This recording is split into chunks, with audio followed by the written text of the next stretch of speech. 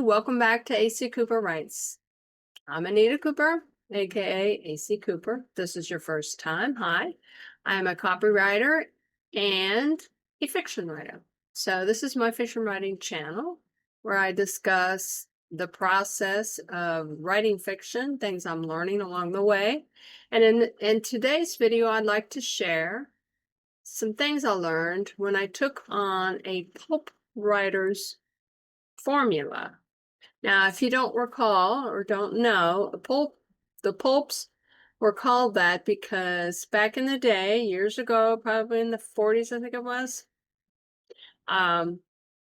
publishers would use cheap paper, and these are very popular stories that were published.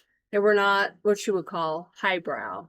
That's what we call in today's world, which is like literary fiction. This was genre fiction. So you're talking detective stories, mysteries, science fiction, all these kind of fun things. And so Lester Dent was a very prolific writer. And given the fact that these writers, these pulp writers back in the day, were paid by the word, paid for production, that's why they got to be really, really fast. And so when somebody says that they write at a pulp writer speed, that means they really put out a lot of content. Okay, so I am normally a discovery writer. I'll get an idea and I kind of play with it, massage it, figure out where it's going to go, follow the characters, that kind of thing. And so I discover my story right along with my reader. Makes it a lot of fun. But it also means, I got to cut a lot of words, and that's just the price you pay for having fun, I guess. So in this particular instance, I thought I would try for my audience on Substack a short story using Lester Dent's formula. So I will read to you one explanation of this formula. He breaks it into 4 parts. Each part is about 1,500 words each. So by the time you're done, you'll have about a 6,000 word story. I ended up with over 8,000 words, I think, close to it, but I was close. So anyway, the first line says Lester, or as near thereto as possible, introduce the hero and swat him with a fistful of trouble. Hint at a mystery, a menace, or a problem to be solved, something the hero has to cope with. The hero pitches in to cope with his fistful of trouble. He tries to fathom the mystery, defeat the menace, or solve the problem. Introduce all the other characters as soon as possible. Bring them on in action. So the best way he recommends to bring in a new character is making them do something. Action. So the hero, your main character, his endeavors land him in an actual physical conflict near the end of the first 1,500 words. Now, my story didn't take that, but I did try to put in conflict. And then near the end of the first 1,500 words, there's a complete surprise twist in the plot development. So far, does it have suspense? Is there a menace to the hero? Does everything happen logically? At this point, it might help to recall that action should do something besides advance the hero over the scenery. Suppose the hero has learned the dastards of villains have seized somebody named Eloise, who can explain the secret of what is behind all these sinister events. The hero corners the villains, they fight, and villains get away. Not so hot. Hero should accomplish something with his tearing around, if only to rescue Eloise. And surprise, Eloise is a ring-tailed monkey. The hero counts the rings on Eloise's tail if nothing better comes to mind. They're not real, the rings are painted there. Why? So there's your twist. So the second 1,500 words is very comparable. It says, shovel more grief onto the hero. Hero, being heroic, struggles, and his struggles lead up to another physical conflict, and a surprising twist to end the 1,500 words. So you can see there's a pattern developing here. Now, does the second part have suspense? Does the menace grow like a black cloud? Is the hero getting it in the neck? Is the second part logical? Don't tell about it. Show how the thing looked. This is one of the secrets of writing, of course. I don't know if I've talked about show versus tell. I need to make a video if I haven't. Never tell the reader, show him. He trembles, roving eyes, slack jaw, and such. make the reader see him. When writing, it helps to get at least one minor surprise to the printed page. It is reasonable to expect these minor surprises to sort of inveigle the reader into keeping on. Well, I'm not sure what that was about. But anyway, I just pretty much copied what this one website had as far as this formula. So anyway, so bottom line, you've got the hero getting more and more trouble smacked onto him. He tries to do something, bam, it doesn't work, or it works in a different way, and we got a new twist. So that's your first and second part of the short story. So he recommends that you build your plots so that action can be continuous. The third 1,300 or 1,500 words, sorry. Shovel more grief, of course. Hero makes some headway and corners the villain or somebody in a physical conflict. And then you have yet another surprising plot twist. And still, again, you need to have suspense, menace, that kind of thing. And it should all happen logically. You can't get... Readers hate it, and you hate it as a reader, I would think, if something just magical happens that just you couldn't see come out of anywhere. It needs to be logical. It needs to make sense, be within the realm of possibility. It can be weird or different, but it needs to be within the realm of possibility. So lots of action. And the fourth 1,500 words, continue to shovel more difficulties more thickly onto the hero. Get the hero almost buried in his troubles. Figuratively, the villain has him prisoner and has him framed for a murder rap. The girl is presumably dead, everything is lost, and the different murder method is about to dispose of the suffering protagonist. The hero extricates himself using his own skill, training, or brawn.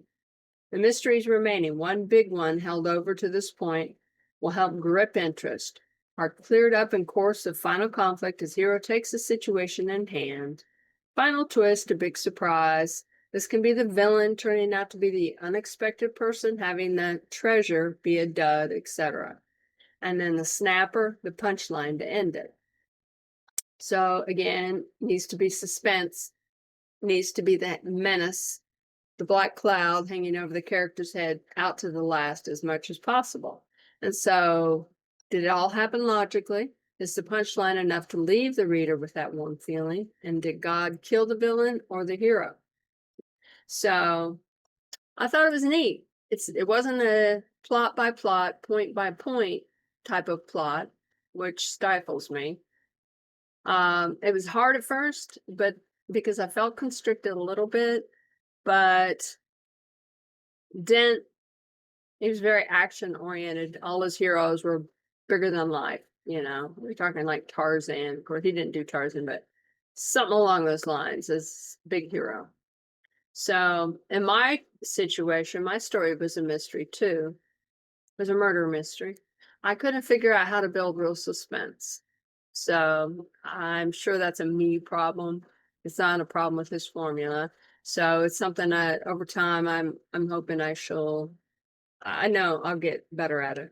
So I'll go through a brief outline of what my story that I started with. And let's first. Here's how I answered the questions.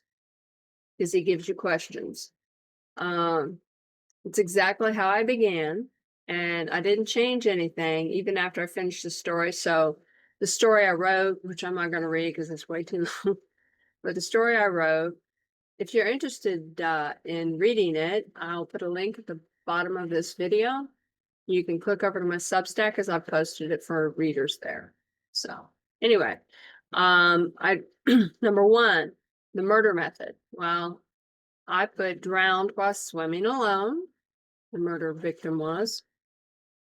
The villain was seeking something different than jewels. Okay. So he murdered the victim out of revenge, thinking that they were responsible for them losing their career, which led to losing their family, etc. Now, that didn't happen in my story, but that's what I initially put. So, the locale, which I kept, found at Sunset Cove Beach. The story takes place in a little area called Lucas, Kentucky, because I've been there, I know what it's like. So I thought, why not? And then the menace hanging over the hero like a cloud. I probably should have made more of that, but I didn't. So there was a bit of a menace in that there was an escaped prisoner that had been responsible for other murders earlier than this particular one we're dealing with in the story. But, well, you just have to read my story if you're interested in how that ended. So, want to go over what I learned. Okay. It was fun. You know, I kind of enjoyed it. It took me longer than I hoped. It took me like 3 weeks. Granted, I don't write enough. I only write like an hour a day. I need to write at least 2 hours a day, I think, to make faster progress. But I was okay with that right now. I can't write. I can't allot the time more than that. At this point, I just can't. Maybe in future, a couple of years when I retire. I don't know. But anyway, what I learned, the first person point of view for a mystery requires the help of others to reveal information as it's learned, which is like a duh, right? In my case, I ended up with a lot of dialogue, and hopefully it wasn't too boring for my readers. I don't know. Maybe you can share in the comments your thoughts on it. It's hard to share any glory with secondary characters for solving the case. In my story, the poor ex-hubby cop seemed clueless. I didn't want to make him that way, but that's how he ended up being. I wound up with a different story than I thought it would be at first. Like I mentioned earlier, there was a killer, but he had multiple reasons for the murders. Revenge was only one of them. I delete people who don't help the story. That's important. I made a comment that I got rid of someone that made no sense. He's good, probably chilling with the guy killed in a previous short story. And the other thing I learned is having an outline didn't help my writing speed. And I call outline in quotes because it's just really a formula, a guideline.